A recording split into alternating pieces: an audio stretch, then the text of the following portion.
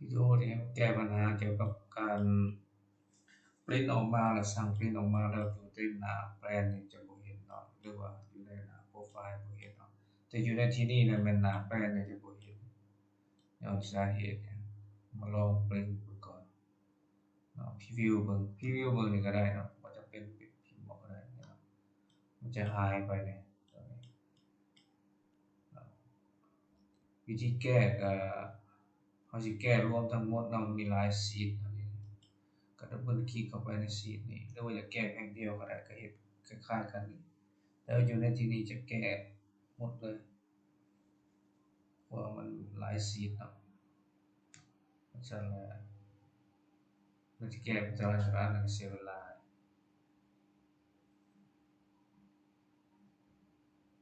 ลองมาเช็คเบิ่งตัวนี้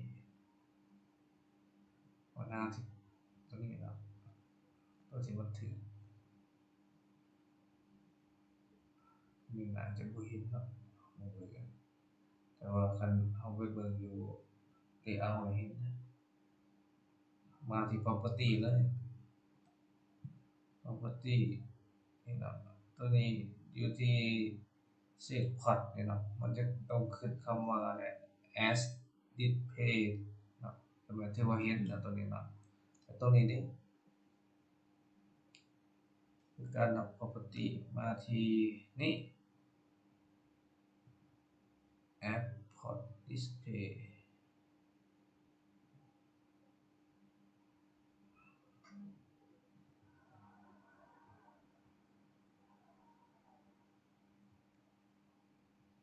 ก็ถึงแล้วเนาะตัวนี้เนาะ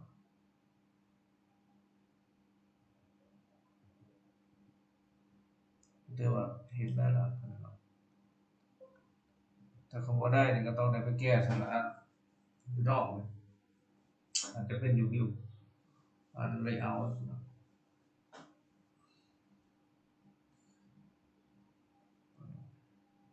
ถือว่าข้างใน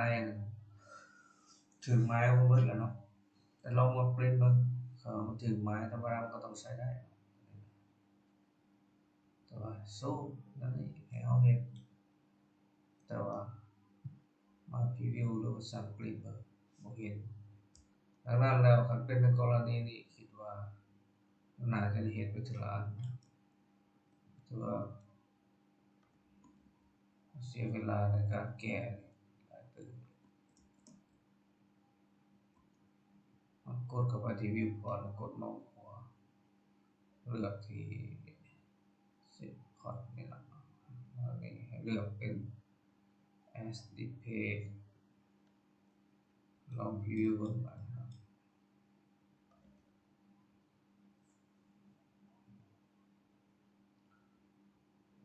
เห็นแล้วเนาะมันปริ้นแล้วก็เป็นใช้ได้เลย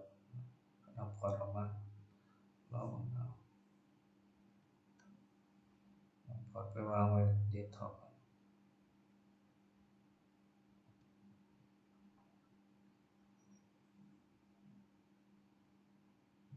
เนาะเห็นแล้ว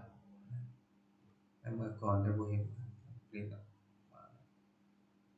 แล้วก็นี่ก็เป็นการแนะนำหรือแก้ในเมื่อเราสั่งปริ้นออกมาแล้วมันจะหายแต่ว่าคันใครมีวิธีการที่สามารถเฮ็ดให้มันนั้นเห็นได้หมดเลยเนาะหรือว่าแล้วก็ตั้งเทื่อเดียวแล้วให้สามารถเฮ็ดนั้นทุก layout นี่เนาะได้เนาะแต่ละชีตนี่ได้ก็อ่าส่งวิดีโอหรือว่าแนบลิงก์กันแนะนำกันต่อก็ได้เนาะเพื่อให้ผู้อื่นสามารถเอาไปปรับปรุงแก้ไขโอเคสำหรับวิดีโอนี้เนาะ